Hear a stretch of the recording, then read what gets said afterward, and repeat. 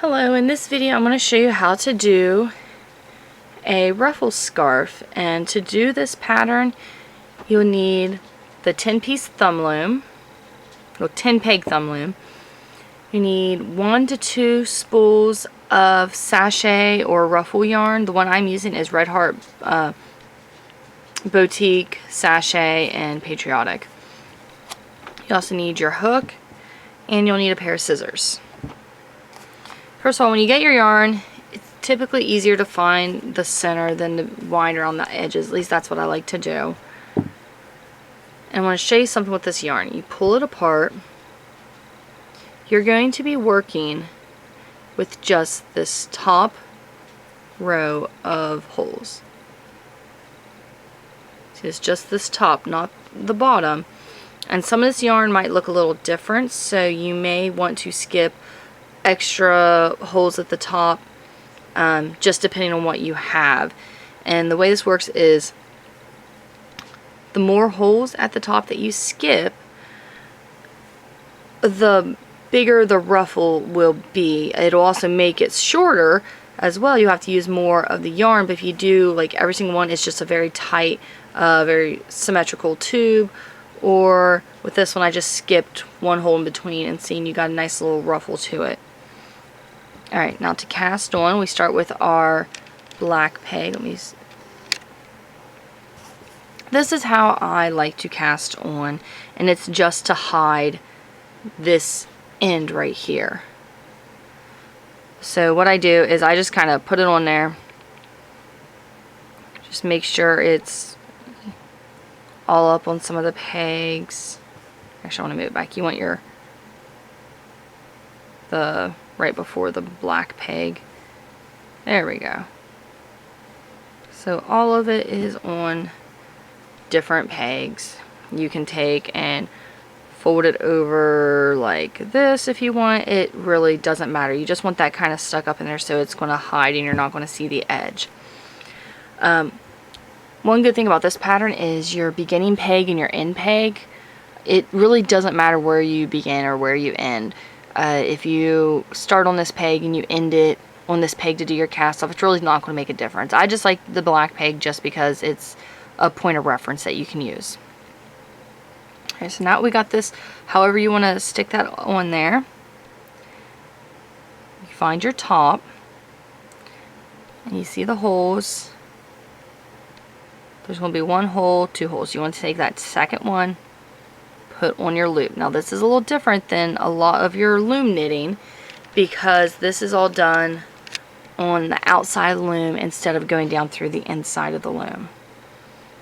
Again, let's see, we're going to take, there's the one on the peg, there's an empty one, there's the next one. So do that, and we do this all the way around.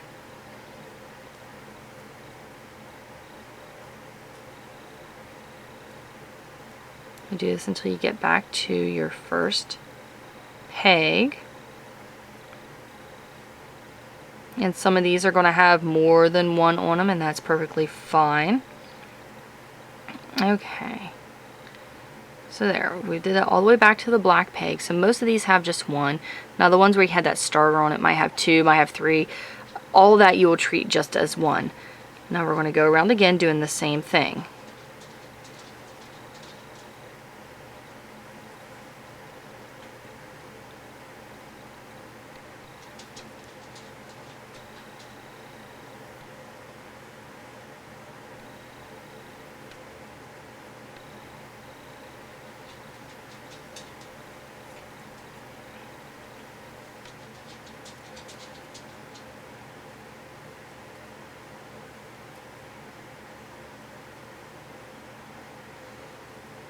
Okay, oh, drop that one. Get that one on there.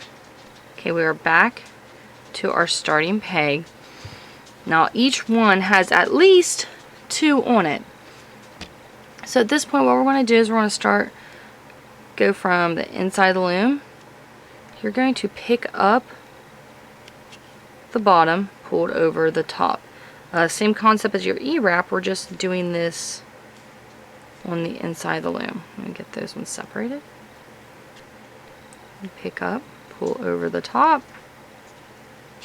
Pick that up, pull it over.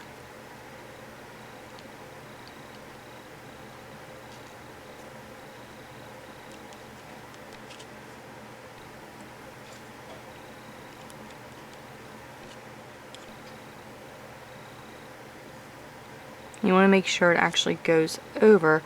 If you end up, as you're doing it and you forget to pull one over, or it doesn't go all the way over, and you come across a peg that has a couple on it further through the scarf, it's not going to mess it up. This is one of those patterns that if you have little mistakes, it's really not going to make a difference. Okay, so this is the first peg that has more than one on it.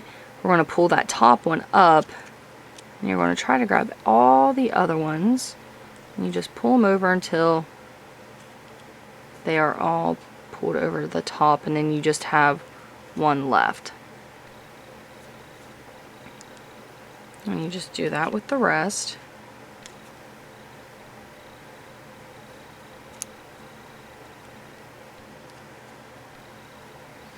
Alright, now you're back at your first. You've just done your cast on. There you go. And see, this is your initial yarn, but all these ruffles are going to go over top of that, and you won't see any of that at all. At this point, all you do is just keep going. You take the second one, or if you want a fuller ruffle, take the third or fourth. If you want a tighter ruffle, just go every one. Now some of these yarns, this one has a very good spacing. Some of them, the spacing's a lot closer together to where you'll need to skip at least one in between anyway. But I'm just showing you one. Now, issues you might have with this yarn is as you pull it out, it likes to twist up on you. So what I do is I just kind of untwist it with my hands as I go. If you want to prepare it beforehand, you can actually take an empty toilet paper roll, just kind of flatten it out and roll it like this over top the roll all the way so that it is flattened out, and then as you go, you don't have to worry about it getting kind of tangled up as you're working on it. So that's really all there is to it, other than at some point during your scarf, you may need to add new yarn. Sometimes this yarn will come and they'll already have pieces knotted together. I always suggest just go ahead and cut the knots out so you don't end up having like a weird knot throughout the scarf. But what I do is I do this really similar to how we did our cast on. I just take and just kind of stick that up there so that's hid out of the way. And then you want to go back a few pegs from that end so that it will all blend together, and just do that again. You can fold it over however you want. Good thing about this pattern is you're not going to notice like bulkier edges or anything like that. And then you just go just like you did with your cast on. You take two and you go all the way around. You can go back to your starting peg if you want. You can start, stop, wherever.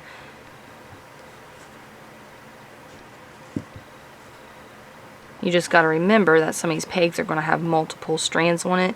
So all you do is you just make sure each time around you just leave one left. If there's multiples, just pull them all over the top one.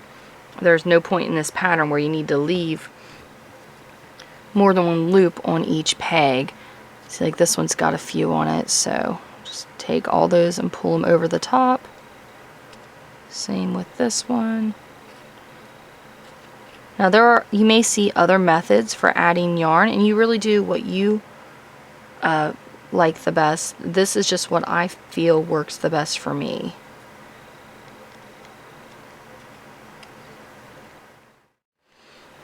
Alright, so once you get the scarf as long as you want and you're ready to do your cast off, you want to make sure you have enough of the yarn that'll wrap at least a couple times around the loom itself, just so you know that you have enough. And we're back at our black peg for this one. Just, it's an easy spot to remember. Now what you do is you grab your, where's that, the second hole again, just like you've been doing the whole time. and you put on, take the bottom over the top. Here's where it gets a little different. You take it off the peg, move it back one, do bottom over the top again. Oops, sorry, bottom over the top. Then move it back to its original peg. There we go. Take two again, put it on the next one. You want to do bottom over the top. Then you take it off, move it back one, bottom over the top, and then move it back to its original spot. And that's what you do all the way around. Alright, once you get down to your last two, still do the same. And take the bottom over the top, move it back one, and then take that bottom over the top. Now this is your last one. What you do is take it off. It might be a little tight. You can always skip a couple extra loops in your cast off if you're worried about it being too tight. But at this point, you have that pulled off, you have your loop. Just take your working yarn, pull it through, and then I kind of knot it. Wrong way. You can knot it, you can just keep pulling it through to where it's in there really tight, but I have found that just in the end, just knotting it, it will stay. Sometimes if you weave it through, it can unweave because it's so stretchy. You just cut that off right there, and then you just stretch it out. See, that's not even noticeable. Like if you squeeze that, you can kind of feel the knot. But there you go. It's all done. So when you're done, this will be your scarf. If you go by the directions that I gave you and use the same yarn and everything, just one spool will make your scarf about 38 to 40 inches long, which is good for like a short scarf, or you can use it for a kid or something. But there it is, and you have, the only difference you will see is if you fold it up, there's where you cast off. And then, see, because all of this is on the inside. I'll show you your cast on too. Like, see, there's the initial, but none of that's going to show because that's all inside this tube. Alright, I really hope you enjoyed this video. If you have any questions or comments at all, please leave them in the description below. Don't forget to subscribe to our channel and share this video. And again, thank you.